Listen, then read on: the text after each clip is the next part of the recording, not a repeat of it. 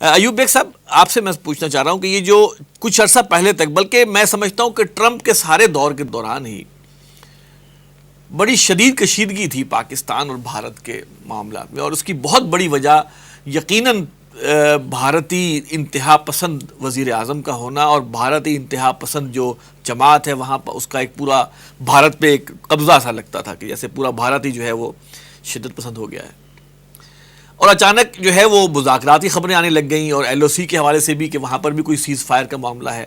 یہ کیا نئی صورتحال بن رہی ہے؟ بسم اللہ الرحمن الرحیم.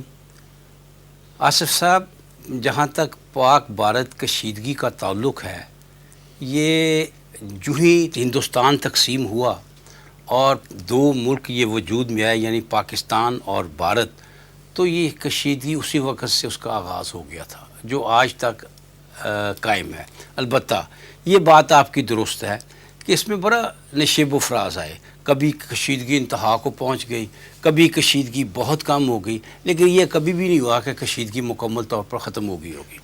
اس میں ایک بات خاص طور پر سمجھ لیجئے کہ پاکستان کو کچھ مسائل کی وجہ سے بھارت سے کشیدگی ہے. ٹھیک ہے. خاص طور پر مسئلہ کشمیر کی وجہ سے پاکستان کو بھارت سے ایک ناراضگی ہے، ایک کشیدگی کی فضا ہے. پاکستان سمجھتا ہے کہ وہ کشمیر میں ظلم کر رہا ہے، مقبوضہ کشمیر میں ان کو حق نہیں دے رہا، حق استصواب رائے نہیں دے رہا. ایک مسئلہ پاکستان پیش کرتا ہے کہ اس وجہ سے بھارت سے ہماری کشیدگی ہے، اور آج کشمیر کا مسئلہ حل ہو جائے اللہ کرے تو پاکستان کی طرف سے کشیدگی ختم ہو جائے گی. لیکن بھارت کا جو کشیدگی کا پاکستان سے مسئلہ ہے نا، وہ بہت مشکل ہے کہ حل ہو.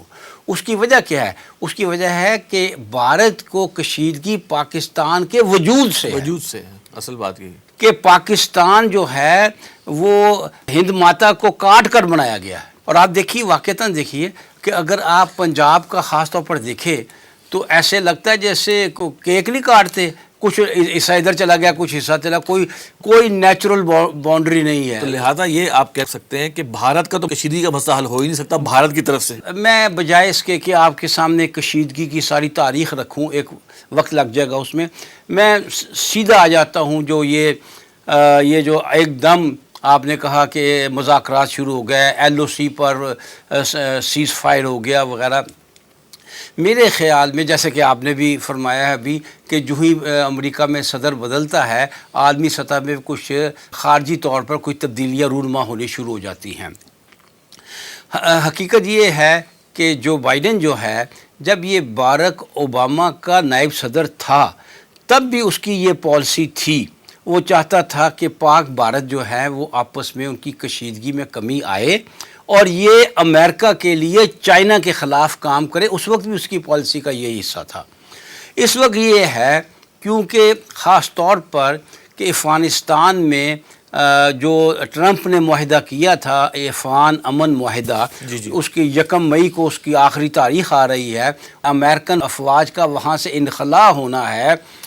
تو یہ رجیم چینج میں جو بائیڈن کی انتظامیہ نے یکلخت کہہ دیا کہ ہم تو اس کی پابندی نہیں کریں گے، ہم اس معاہدے پر نظر ثانی کریں گے. ظاہر ہے حالات کشیدہ ہو گئے خطے میں. افغان طالبان ظاہر ہے اس پر خاموش تو نہیں بیٹھیں گے، یہ تو نہیں کہیں گے اچھا جی آپ نہیں کرتے تو نہ کریں، کوئی بات نہیں. ظاہر ہے وہ اب پوری شدت سے اس کا مقابلہ کریں گے. لہٰذا امریکہ کو ضرورت تھی پاکستان کی اسی سطح پر ایک مرتبہ پھر، جس سطح پر ان کو 9/11 میں کے بعد ہوئی تھی جب انہوں نے افغانستان میں پر حملہ کیا تھا. اسی گویا امریکہ کو پاکستان کی ضرورت اگینسٹ طالبان ہے. اب یہ تو اس وقت سے تھی، اور پاکستان کا معاملہ یہ رہا ہے کبھی امریکہ کی مدد کرتا رہا ہے، کبھی نہیں کرتا رہا، کبھی امریکہ کے خلاف افغان طالبان کی مدد کرتا رہا ہے، کبھی امریکہ کی مدد کرتا رہا ہے. یہ تو 2 دہائیوں کی یہ ہسٹری ہے. لیکن اب اس نے یہ طے کیا ہے کہ پاکستان سے، بلکہ بعض اطلاعات کے مطابق پاکستان کو ایک مرتبہ پھر زوردار دھمکی دی گئی ہے، جیسے کہ 9/11 کے موقع پر دی گئی تھی کہ پاکستان افغانستان کے معاملے میں امریکہ کا ساتھ دے. اور میری نظر میں پاکستان نے اس حد تک تو ساتھ دینے کا ارادہ ظاہر کیا ہے کہ وہاں امن قائم ہو جائے.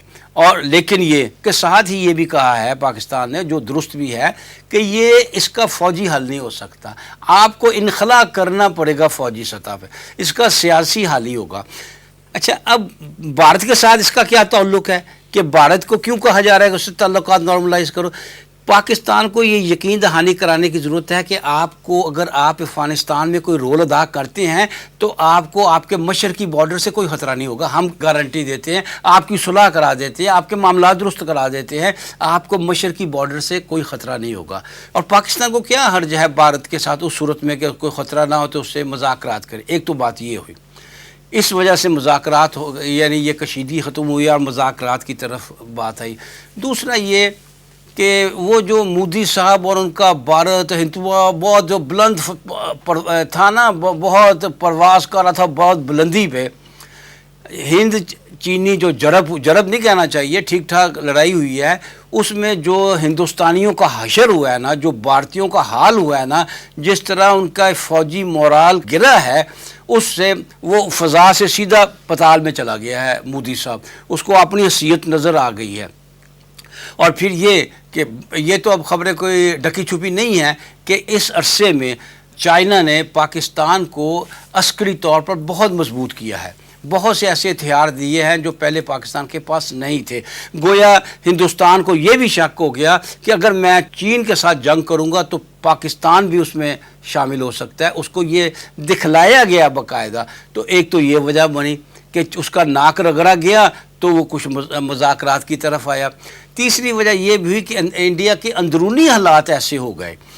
مثال کے طور پر جو وہ کسان 5واں ماہ ہے, 5 ماہ کو کم وقت نہیں ہوتا, 5 ماہ سے انہوں نے مودی کی گردن پر انگوٹھا رکھا ہوا ہے کسانوں نے, اور وہ داخلی طور پر سخت ڈسٹرب ہے, جس کی وجہ سے اکانومی جو ہے بہت بری طرح گر رہی, معیشت کا برا حال ہو رہا ہے, اور مودی کو الیکشن بھی لڑنا ہے.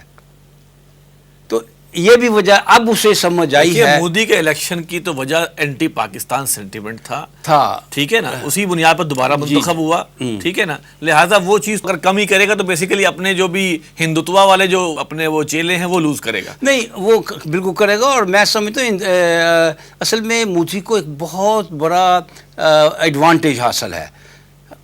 کانگریس کا کوئی لیڈر قابل ذکر نہیں رہا. کوئی لیڈر جسے کہتے ہیں نا متحرک, جسے کہتے ہیں نا بہت حملہ آور ہونے والا, جارحیت پسند, اوفینسو نہیں ہے. اس نے مودی کو بہت چانس, لیکن میرے خیال کے باوجود 2024 میں ان کے انتخابات ہیں.